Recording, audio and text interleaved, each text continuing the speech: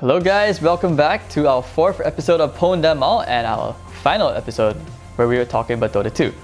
So today we'll be talking about what makes Dota so fun.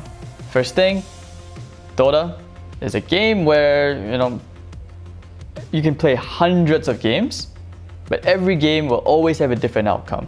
Even if it has the same heroes, you're always gonna have a different result because Dota is just such a complex game that even the pros can't settle on the meta sometimes. It's a game where it's constantly changing. You learn new things every time. Even some of the pros don't know all the interactions of the heroes. Kung Fu is going to continue to push. They're not done. Mech still hasn't even been used. There's a hook. How? Brought all the way back to the base. Kung Fu had that game. Is that balance?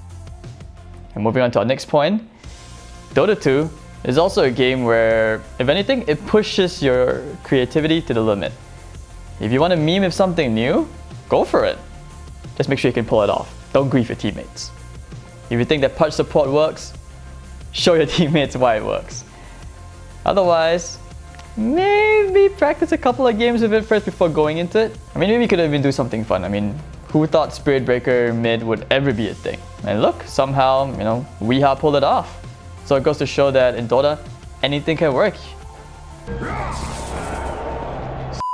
当我海明王的面选了个辅，什么意思是吧？不太懂我操。 Thompson never do it. It's only Anna. Can he do it here? Is it our Belcher? He gets the goal. And moving on to our next point, you think you're pretty good at Dota. How do you go pro?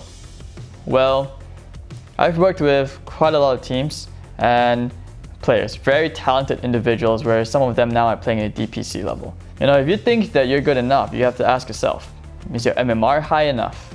The bar is constantly rising every few months. Do you have the mechanical skill to face that kind of pressure and still be able to pull off your skill shots? Will you still be able to press your buttons? And not to mention, going pro is not easy because there are a lot of things which apply to being a pro player, but sometimes you can't practice these things outside the game.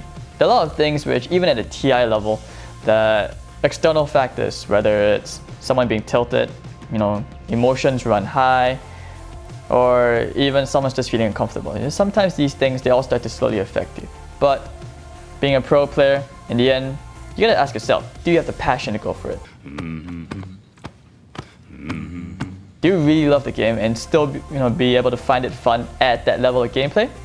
Only you can ask yourself that. So on to our final point in this last episode of Dota 2. Have fun with your friends. That's the most important thing ever in Dota 2. Have fun with your friends. It's not worth burning friendships over the game. Pulling off an amazing wombo combo, teamwork, trust, building that bond with your friends is probably the most rewarding thing about Dota 2 for me. I've met a lot of awesome people, a lot of amazing individuals over the years that I played Dota 2. And of course, treasure your supports as well. Appreciate your supports. You never know, maybe your support could end up becoming your best friend. That's where you get the chemistry from, just from building on that trust, on that bond as friends. Alright guys, so that concludes all our tips and tricks on how to get better at Dota 2 and have fun. So let us know on social media which esports title you want to see in our next videos on PWN THEM ALL, and we'll see what we can do with it. So be as vocal as you can. Let us know. Not Animal Crossing, esports title. Alright? I'm Hades, and see you guys next time.